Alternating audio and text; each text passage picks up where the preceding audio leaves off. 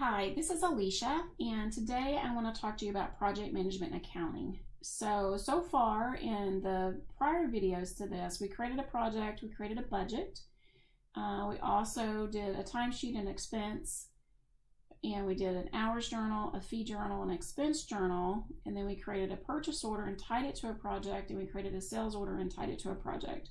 So our objective today is to take a look at the posted transactions. We're also going to look at our budgets to actuals, and then we're going to invoice it. So that way we can kind of complete that cycle. Again, I'm trying to keep this very basic, so hopefully you'll be curious enough to go in there and start exploring in project management accounting. So we're going to take a look at our project. So project management accounting, and then all projects. And we're going to find the project we've been working on. And the first thing we want to do is let's take a look at our budget. So up here under control, if we click under project budget balances, we can see that so far our original budget was $21,500. And then if we go down here and see, this is what we have. So we had $15,000 for hours, $5,000 for expenses, and $6,000 for items. However, you don't see anything under the committed columns, and that's because we haven't invoiced anything at this point. So we're going to go invoice, and then we'll come back here. Before we invoice though, I want to go and manage, and then posted transactions. So these are all the transactions that we've posted against this project so far. You'll notice that the invoice status is chargeable. So chargeable means that it can be invoiced but has not yet been invoiced. And one of the things that you don't see here on the screen is there's actually something called a transaction ID. So if you were to personalize and add that to your screen, that transaction ID is what ties it back to the sales order line and also to the purchase order line. So just kind of know that there's more behind the scenes than what you're actually seeing here on the screen, and again, you can personalize your screen to add those things. So there's multiple ways to create an invoice proposal. You can do it from this screen on invoice proposal, or you can go back to the project under manage and say invoice proposal, or you can go down under project invoices and do invoice proposals. Or if you're doing consolidated invoicing, meaning that you want to invoice multiple projects at a time against a contract, you can go into project contracts and you can invoice multiple projects for that contract at one time. So there's lots of different ways to actually invoice, so just kind of be aware of the different options. So here we're going to go into invoice proposal, and this is going to be our invoice date. Now just a little trick here, if you wanted to backdate this invoice, you have to go over here and change your end date first and then put in your backdated invoice date. Otherwise you can't actually backdate the invoice.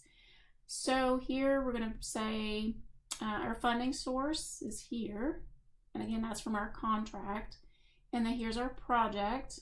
So there's two projects for that contract, but in this particular case we're just going to invoice the one project.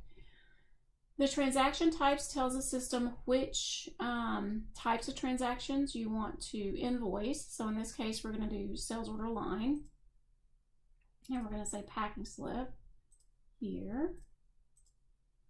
All right, and if we wanted to restrict the date range, we could do a start and end here and say search, and then it would find just transactions for that date range. That's particularly helpful if you're invoicing for the prior month. So some people will invoice every month and they just want to see the transactions from the prior month. So by putting that start and end date, that way they just get the date range or the transactions for that specific date range. Okay, here I'm going to invoice all of these, so I'm going to say select all. And we can see their invoice is going to be $2,528.75. And then I'm going to say OK.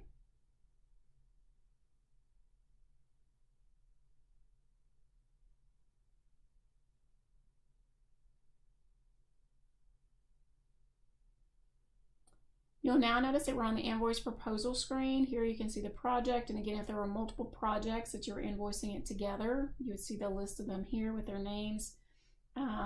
We have an invoice amount because we haven't actually, this is prior invoiced, past tense, so we haven't invoiced prior, so that's why it's 0.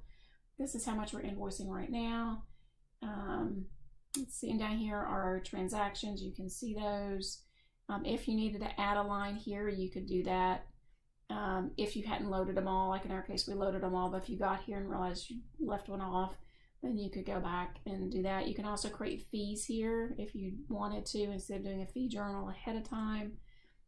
So there's just multiple ways of things that you can kind of manipulate or change at this phase as well. If you want to print it ahead of time, you can do that as well. So you just go to print, and we can say print preview. And again, this is the invoice format it's going to use right here. This is invoice template. So you could have different templates for different contracts or different customers.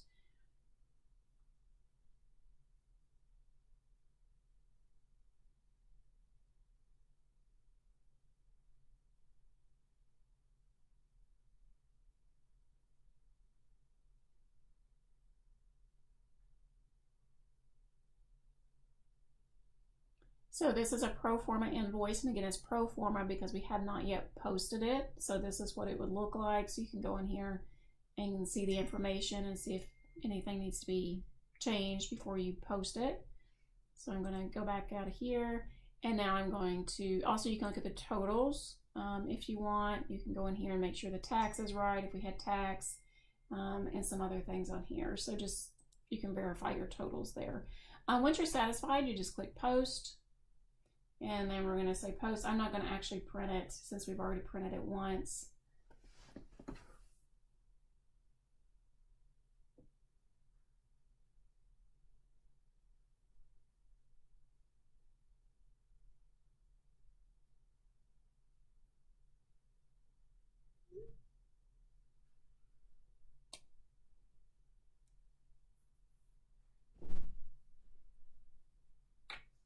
Once the posting is complete, we can now go back and look at our posted transactions, and we should see that they say fully invoiced.